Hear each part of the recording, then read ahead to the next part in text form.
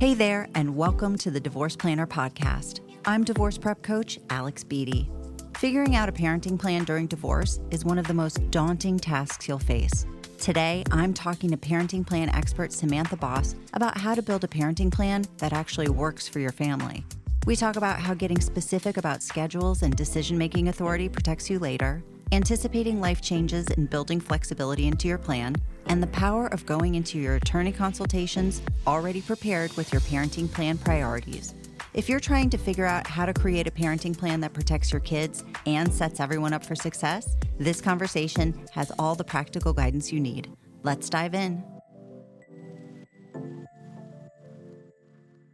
Today's guest is one of my absolute favorites. Samantha Boss is a mediator as well as a parenting plan coaching expert. Samantha, thank you so much for joining me. Let's start with kind of a 101 question, which is understanding the basics. What should be included in a parenting plan if you're drafting one going through a divorce?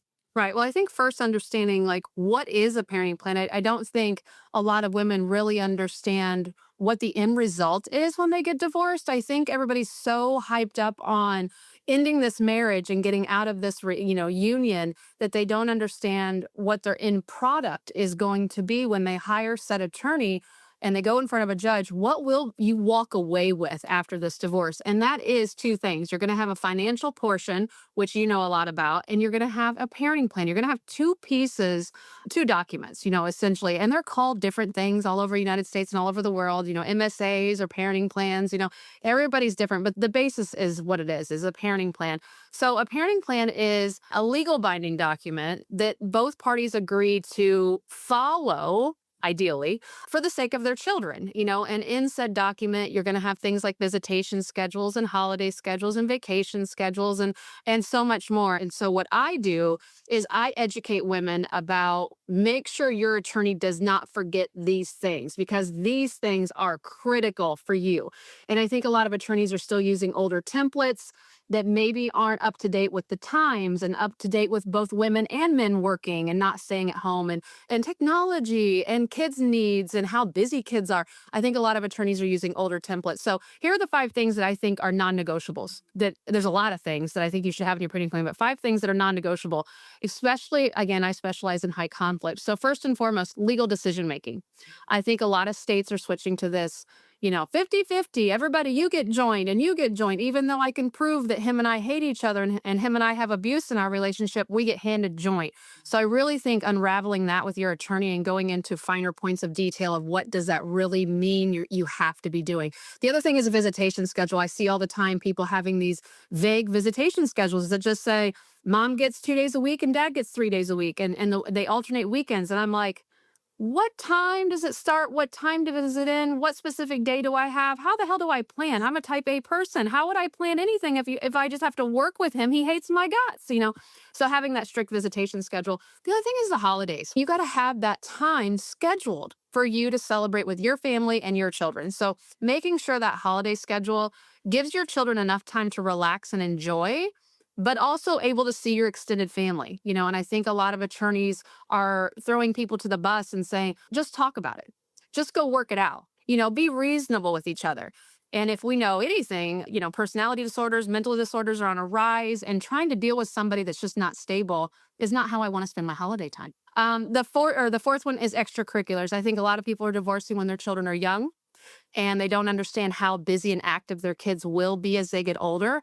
And so that paragraph is kind of just skimmed over really fast. And then as your kids start to be in t-ball and basketball and soccer and band and chorus and travel sports, you go to your parenting plan for security and help and guidance, and you're like, oh crap, that's really vague. And now I don't know what we're supposed to do here, and all that results is you have to call your attorney again and spend more money. And the last part, back to money, is reimbursement policy. There's a lot of things that people are going to be splitting the cost on, or should be, I should say. And there's no policy saying, when do you have to pay me back? It's just, here I am writing check after check after check, for soccer, for medical, for all these things.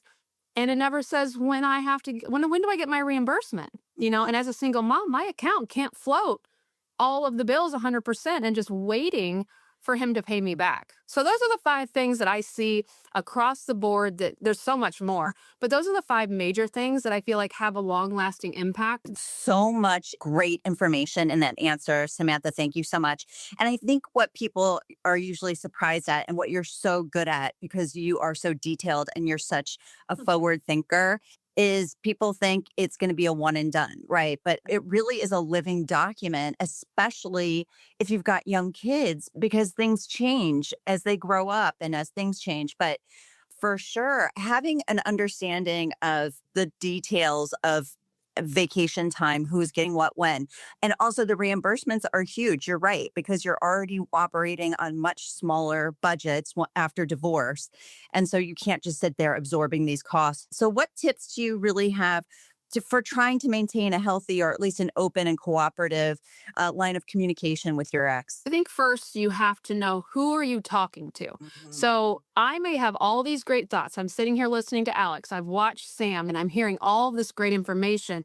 I have to know that how I deliver that information might not be received the way I'm delivering it. And I think a lot of women, we're over here, we have a problem, we're seeking an answer. We're Googling shit, we're buying stuff, we're getting on a course, we're doing all these things.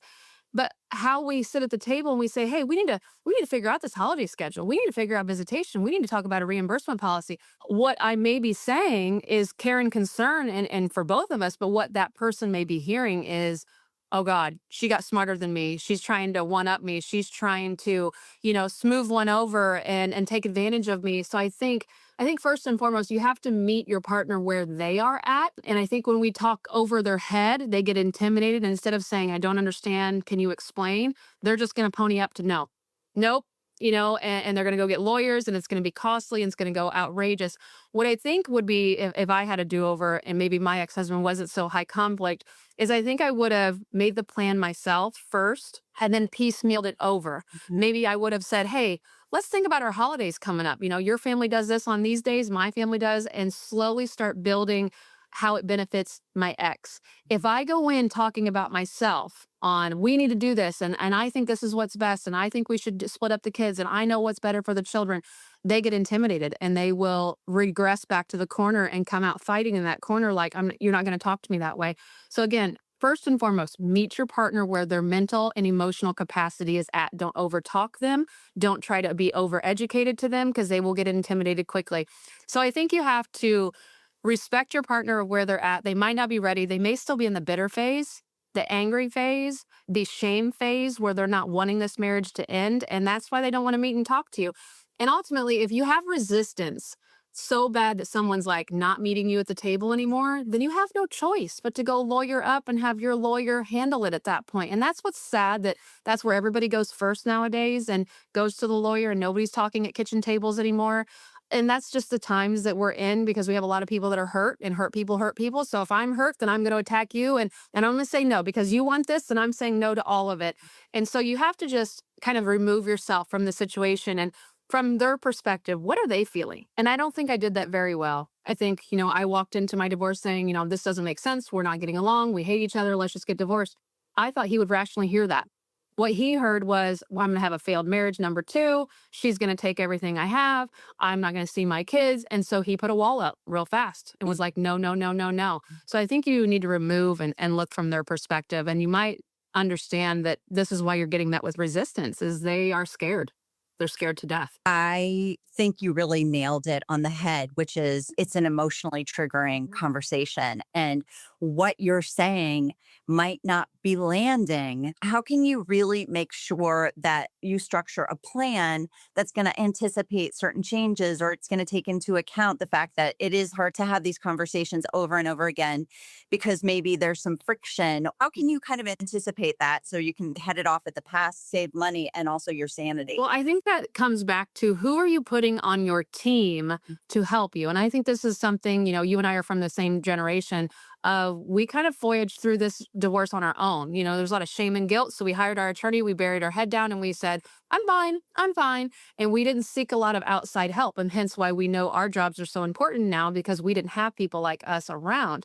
And so where I think people go wrong is they hire that attorney, and that attorney only.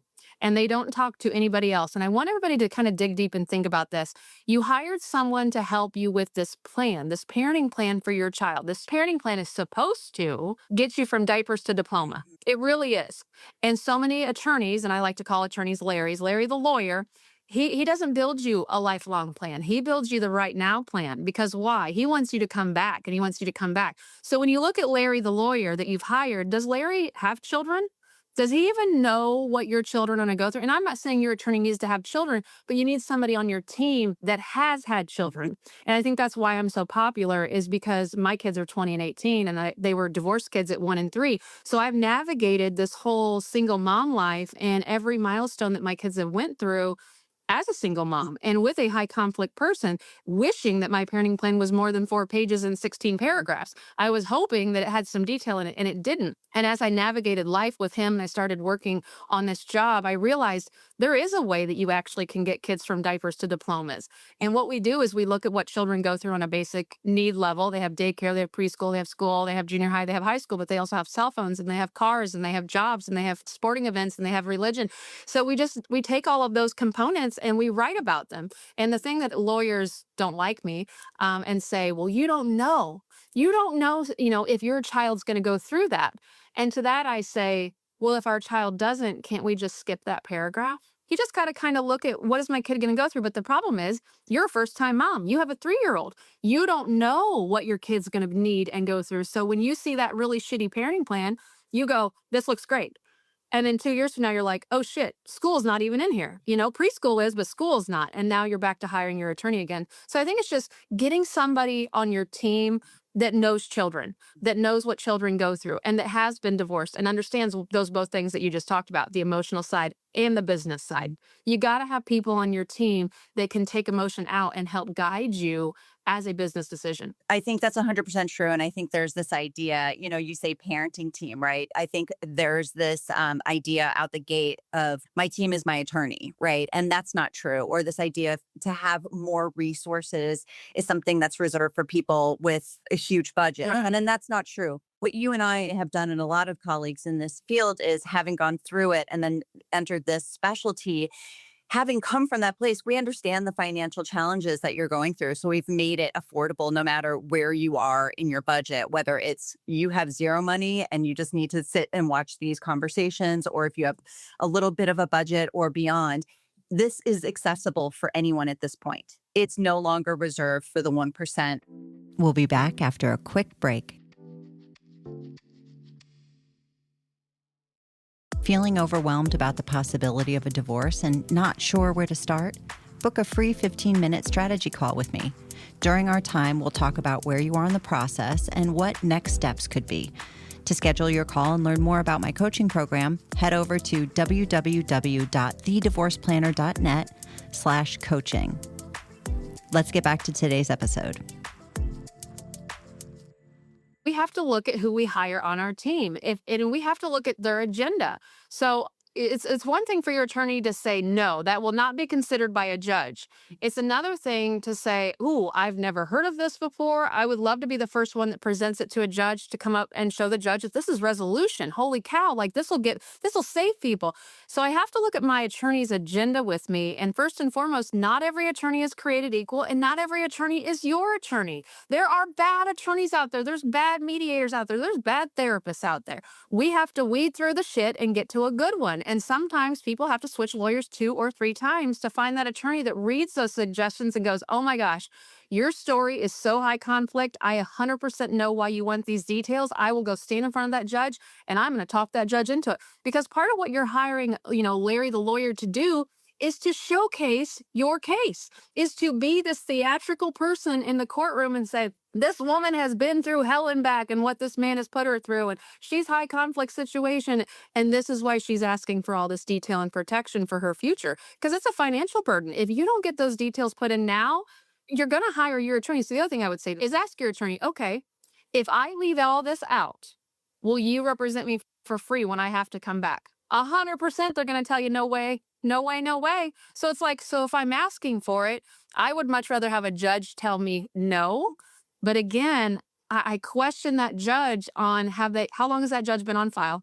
Has he been up on there? He's never seen a good parenting plan. He doesn't know what resolution looks like. I think there's a lot of judges out there, and I'm getting on a tangent, I know, but there's so many baby boomer judges out there that have always been married. The wife has always worked, been home with the kids. They've never really handled the kids. They don't understand the dynamic of high conflict. They don't understand how crazy it's getting out there in the streets in divorce. They don't. And when they're writing these parenting plans that say, parents will reasonably discuss this later, are you kidding me? No, they're not. We're going to be on Dateline if we have to talk about this. And I just don't think attorneys and judges, because of who they are and the ages that they are, they're from that generation where women stayed at home. We're not there anymore, folks. Like, wake up. There's mental illness and personality disorders running rampant, and that's who I'm divorcing. I need these details. So not every attorney is going to say yes. And I think you have to pony up to the idea of, okay, if you can't present me in the way that I want to be presented, then I might have to look somewhere else. But never fire your attorney until you have another attorney. Such smart advice. You know what? You hit on something so important, which is you are really a part of your divorce team as well. And even in the selection process, you have to approach it kind of like dating. Like everyone's not the right fit. So all of the stuff that I talk about with regard to preparation, financial planning, that Sam talks about, all that stuff is information that you're going to get activated with. We want you to be educated, to also be your best advocate and feel confident throughout the process. So don't just rely on somebody else, because nobody's going to care about the details of your life the way that you do. Everybody's worried about themselves. I'm sorry, even Larry, the lawyer, getting that half an hour of time where they're focused. And then you have to realize they've got all these other clients. So you have to be driving it. And if Samantha, I think that's the $1 million piece of advice, which is if you are not happy with how you're being represented, it is in your power to speed up or slow down the process. Ask questions. If you think something's being left out, bring it up. And if you're uncomfortable and it's not a good partnership dynamic, look for somebody else. It's okay.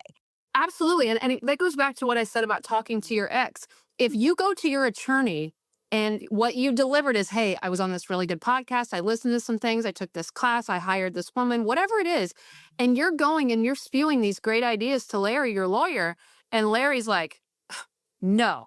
You got to think about how you delivered that and who you're delivering to. Let's face it. Most lawyers are alphas because they have to be for their job. They have to be egotistical. They have to be able to, go fight for us. And so their personality is not somebody that's going to go, oh, you went and got an education and now you're telling me something. So again, you have to think about how you deliver this information to your said attorney, because some attorneys have an ego and some attorneys will get offended that you're trying to act like you have some law degree, or that this woman on the internet, has some big law degree. I don't. I have experience of living a life with a high conflict person with a shitty parenting plan. And I thought, I don't want to be the only one that has to do this. I should be. I want everybody else to have a better parenting plan than me. So that's why I created one. And I just think if you're intimidated by your attorney, that's not your attorney. You should be able to have a relationship of respect with your attorney. And if your attorney is acting like this to push you down here to get you to comply, this is not your attorney. I'm sorry. It's not. It shouldn't be that way. My head was about to fall off. I was nodding so hard. It's true. Trust your gut. Please go with your gut. Yeah. And really, there is no power dynamic. That person is working for you. The future you have with your children is on their shoulders. And if they're saying no, no, no to everything that you're like, but I know him and I know what it's going to be like if I don't have this sentence in there. No. Sorry, Charlie, you're not my guy. I'm going to have to go find somebody else, And so I wish more people did that. I've had 3 attorneys in my 8 years of dealing with my ex-husband. 8 years, you guys, over $100,000 because my parenting plan was horrible. Horrible. And I wish, and see, people say this all the time after they find me and they're like, where were you 3 years ago? Where were you 7 years ago? I've been to court 7 more times because my parenting plan was shit. Take that as advice. See that as testimony of people that wish they would have tried harder the first time and had more detail the first time, so they would stop this just complete train of circling back to the station of let's go back to court, because that is stressful. Yeah. That's time. That's money. That's your kids seeing you stressed out. My kids, the first 8 years were like, oh, she must be going to court again. I don't think they ever said those words, but they could sense my body language and my mood and my temperament because I was so anxious about court coming up because we had to go back for this and had to go back for that. I don't want that for anybody. That is misery in a can that I never want you to have to open. It's horrible. We'll be right back after a quick break. Subscribe to the Divorce Planner's weekly newsletter and get divorce prep tips, financial planning tools, and expert insights delivered discreetly to your inbox. Sign up at www.thedivorceplanner.net. Let's get back to today's episode. Thank you for sharing that. And it goes back to, I love the fact that, you come to this work from a really personal place. You've also worked with thousands of clients now. We've experienced every kind of version of a divorce you would want to kind of think about. So it's a lot that we get to pull from to benefit you. But especially with, as you mentioned, with the ongoing parenting plan, with you having to go back 8 years over and over again, that's why being as detailed as possible up front really benefits you emotionally and financially. What tips do you have if your ex demanded a mediator but is not providing documents or information so that we can keep the process going? Essentially, he's dragging out. I'll just throw this in. That means that you need to put a time deadline on things. And if we don't get those by then we're going to have to move forward. And the other thing, what if your ex says no to a parenting plan that has a lot of detail? I want you to first and foremost understand this. You write a really structured, overly detailed parenting plan. This is a rough draft. This is the first proposal. You have to know that some things you're going to lose, because nobody's walking away from a divorce with everything. Yeah. So you're going to write this overly detailed parenting plan with everything that you can think of. And you know what? You might have to X out some things and you might change some dates and change some times, but the nuts and bolts are still there. The specifics are still there. It's just not everything that you possibly wanted. But let's say that doesn't even get approved, right? And so I have clients that purchase my parenting plan and the judge says, absolutely not. You're going to use the template that I've had in store since 1984 and you're going to use the same one and I'll see you back in a year, is essentially what they're saying. You still have the product. You still have all the solutions right here in your home office. You have it right in front of you. You have the product. So when inevitably that problem comes about, you're like, oh, let me flip to page 7. Remember when I sent this over to you a year ago and I told you this would be a problem and here we are with the problem and here's this, you already have your solution. And I think that reassurance, I think every time I went back to court for those 8 years, I didn't know what to ask for. I didn't know what the solution was. I didn't know I know this is a problem, but I don't know what the solution is. I think having just all the solutions down from diapers to diploma will ease the stress and I can focus on my kids and mother and I can focus on myself and take care of myself. When I'm always in the back of my mind, worried about court, worried about a fight, worried about a solution, worried about attorneys, that's not a good life.